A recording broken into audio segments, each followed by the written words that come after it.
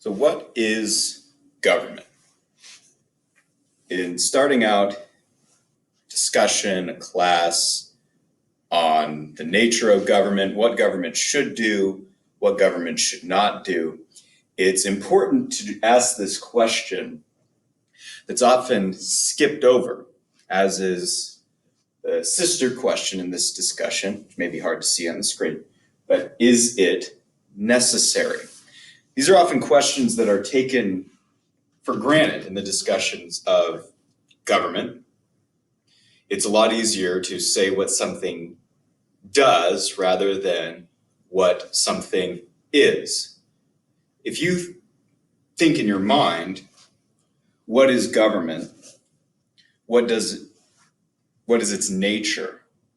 What's true of all governments? What makes governments, if anything, different from us as individuals? And there could be all kinds of words, if we just did word association, of what comes to mind when you hear the word government. Often what comes to mind is maybe taxes or services. You know, when you think of a public library or public transportation, you may think of defense. You may think of war. You may think of political offices, president, Congress, political institutions. You may think of history. You may think of George Washington or Thomas Jefferson. You may think positive things about government. Governments help people. You may think negative things about government. Maybe you've had a run-in with the law, with the police. Law, that's another good word. Law. Laws. Rules. Maybe regulations. Limits. But what is government? We talk about the rule of law. Let me ask a question. Why is it, if laws are so important, as they definitely are, I don't dispute that one bit, but why don't we follow China's laws? Governments are essential. If laws are necessary to prevent whatever the case may be, negatives in society that we don't want to happen or want to be punished or curbed, how come we don't follow China's laws? How come China doesn't follow our laws? We say, like, apart from the rule of law, it's chaotic, it's destructive. How come there's not one government to rule them all? Often people say without government, this flows into is it necessary, there would be a state of anarchy. But international states in the international, all around the world, are in a state of anarchy. There is no one government making the laws for all the nations of the world. Should there be? Is that the case? They're in a situation of anarchy. Anarchy can mean disruption, chaos, something negative, but it can also just mean interactions without a nation state maintaining them. What else about government? I think the China question puts in a very important factor, and it's territory. I'm also going to put the word limits. Governments are recognized to have a certain territory. Though Canada is next door to the United States, no one in the United States is worried about following Canadian law, and vice versa. So there are territorial limits to this thing that we call government. Our families' governments, parents, guardians, grandparents, our teachers' governments.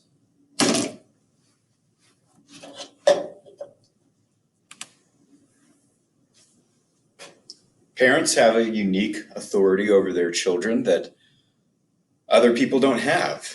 Teachers also have a limited authority. Schools have rules and things, and there's expectations and consequences, both positive and negative, for not following those things. But this opens a very important question that often makes people laugh when I ask it. Let's say I see you speeding down some road, freeway, wherever, and I decide, or in reality, you're breaking the law, you're going over the speed limit. And I'm in the position of a teacher, that my authority does have bounds within my own classroom. Well, why not elsewhere? My question is this: why would you pull over for a police officer on the road and not for me?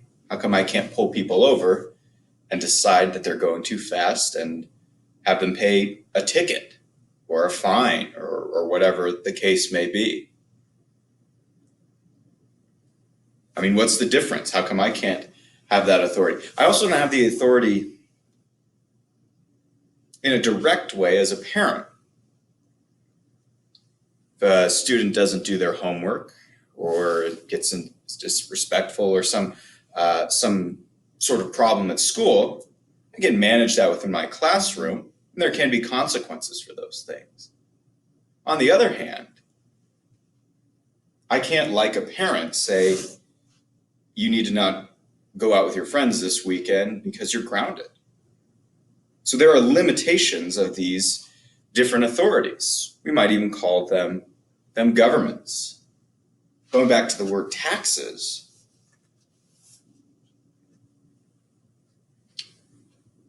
governments presumably have the right to tax us. But I don't have that right against other individuals. In most cases, at least, it would be a tax in that way. If I want something done, I have to work through it in a voluntary way, or I would have to work through it in a criminal way. I'd have to take something that doesn't belong to me. How can the government tax people? Is it by mutual agreement? Is it by consent? What if someone doesn't consent? Should they leave? That'll be a question to think through more later. But the difference in governments is a distinction I want to make here. Power.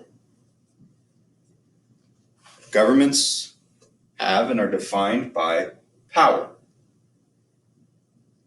You can also use words like coercion, or simply, this quote is usually attributed to George Washington, but he actually, I don't think, said this. But he said a very simple sentence, or it is falsely attributed to him, but I still think it makes sense. Government is force. Governments use force, physical force, or physical restraint, or the threat of force, the threat of violence, in order to enforce something. When we talk about enforcing laws, enforce, you see force in the word. It means with force. So now we have a very critical question to answer. If I, as an individual, use force against someone, I better have a good reason for doing it. Because it is either justified and ethically right, or it is unjustified criminal activity that should be punished. Under what circumstances is it permissible to use force against other people? When is it acceptable to use violence or the threat of violence against our fellow human beings? And that is a key question we all must come to terms with, that we all must answer for ourselves and have a really solid, consistent answer. Because governments are not reasoning. Governments are not argument. Governments are force.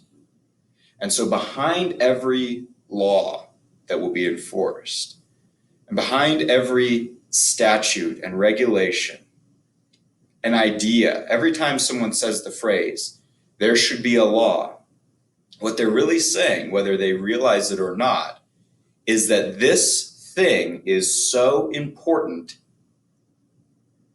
that we should be able to use violence against people to either make it happen or stop it from happening. And what fits into that category? As an individual, when is it acceptable for me to use force, violence, or the threat of violence against a fellow human being? And arguably, you could argue for self-defense. You may be able to argue for some other cases. That's something that bears a larger discussion. But there's also a key variable that has to be included. It's not just power. It's power versus, or distinguished from, authority. It is similar to the difference between knowledge and wisdom. Knowledge is the acquiring of data, of information. Wisdom is the skill in rightly applying that information. Power is the physical ability, the wherewithal to get something done, to make something happen. I could presumably physically overpower some people, and some people could me. But that doesn't mean I necessarily have authority.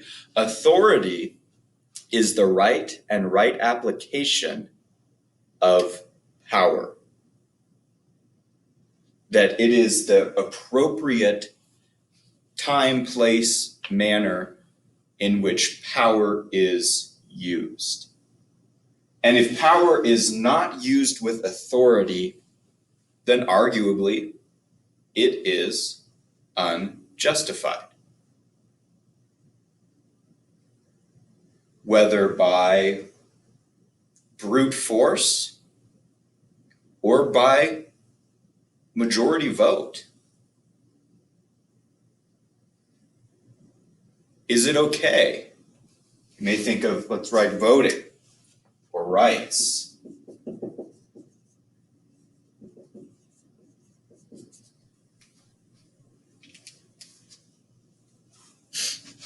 Is it okay to vote, to use power against someone just because you may have a majority? Think very carefully about this.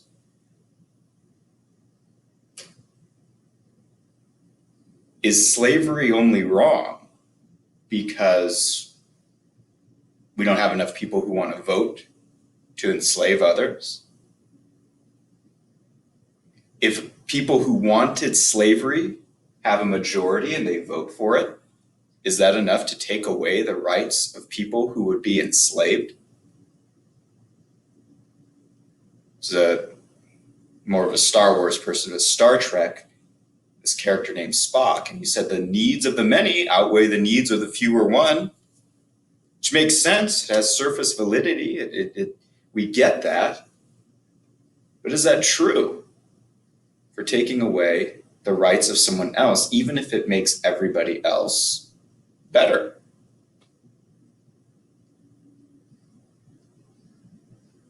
And governments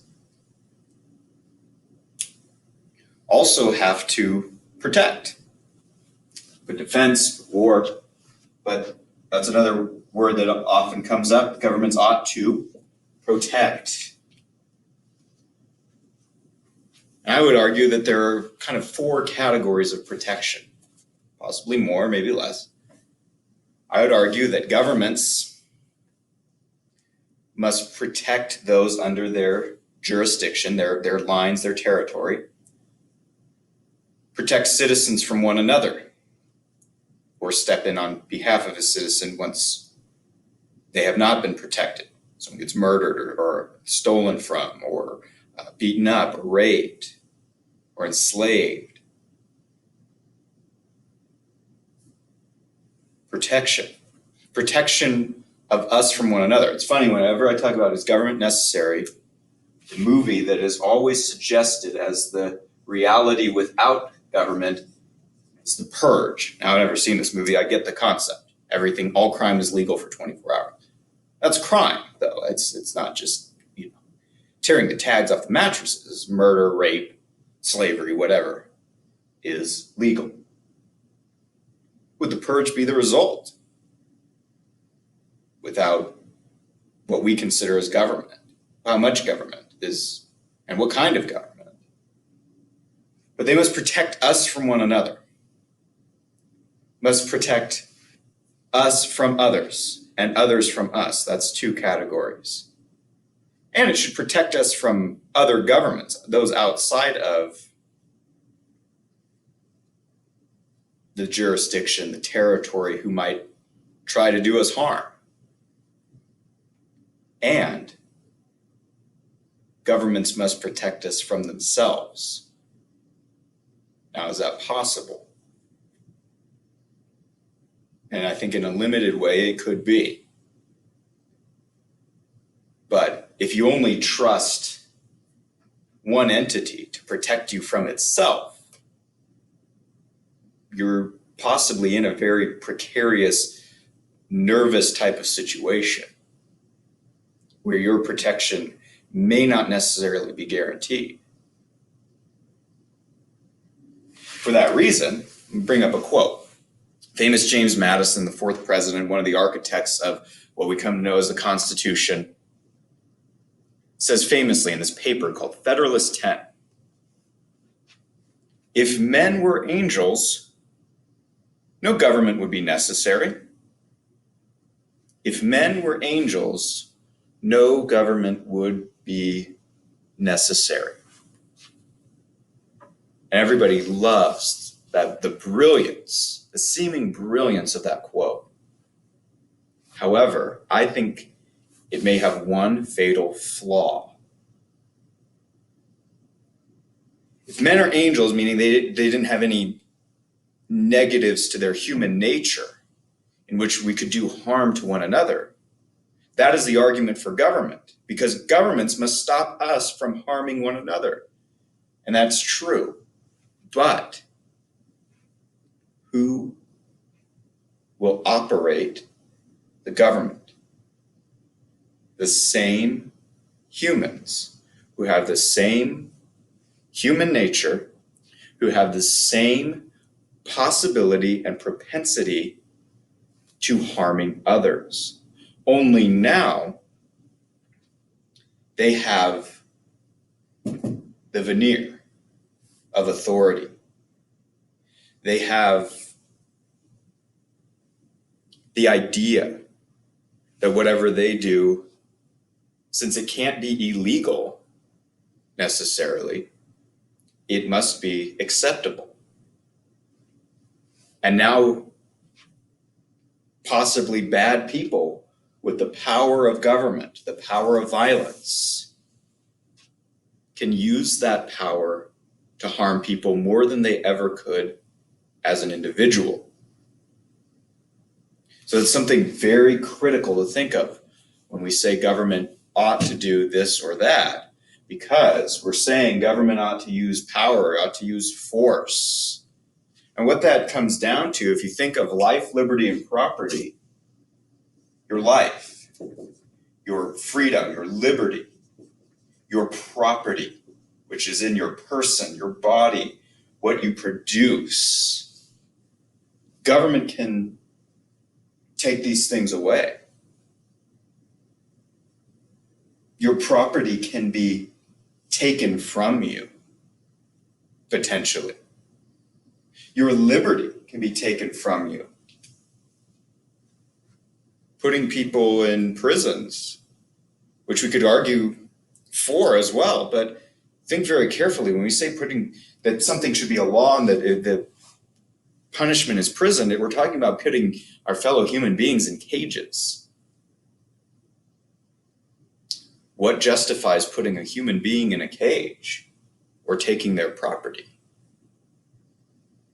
If they use their property to harm others, or they've put someone else in a cage, perhaps that might be justified. And if a law is resisted hard enough and long enough, government can even take your life.